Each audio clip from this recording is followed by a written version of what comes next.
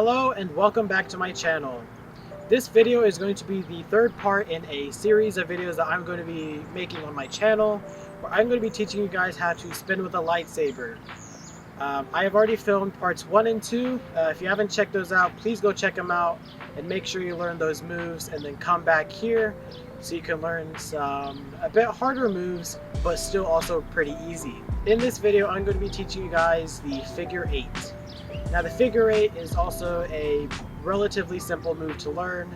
It's kind of just 2 spins put together, just kind of on a loop. But without further ado, let's get started.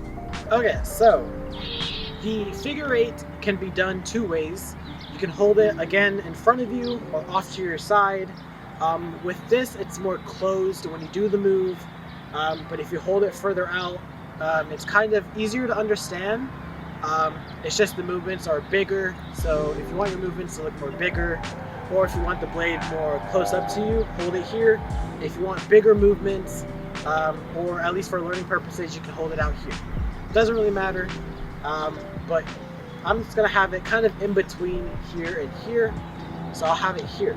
Well, before I start, I'm going to kind of describe it kind of like a Disney Channel drawing thing. So on Disney Channel, especially as you're a kid, in like the early 2000s, the actors would kind of draw this shape of the Disney logo or something, kind of with the point. And I'm gonna use that kind of idea when I'm describing how to do the figure 8. So you're gonna start here, and then you're gonna kind of point the lightsaber kind of forward in a way, but also at a diagonal motion to where the lightsaber should be right here. And I'll have you stop here. So it is kind of pointed this way at a diagonal.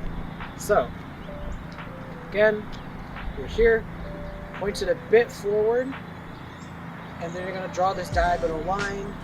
You're going to be here. So once you are here, you're going to kind of draw this circle off to your side, right? So if I do the diagonal here, you're going to draw a circle from here and bring it around you. Okay? So what you're going to do is just point. With the point, you're just going to draw this circle.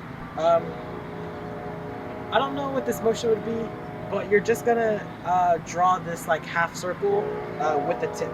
So you're going to hold it in front of you, do that diagonal cut. So when you get to here, draw this circle off to your side. If you want to imagine it like Doctor Strange, because I just now thought of it, kind of like how he does the Doctor Strange portal thing, like this, you're going to do that circle with the tip. So if you are using the Disney Channel drawing stick thing, you're just drawing that half circle, right?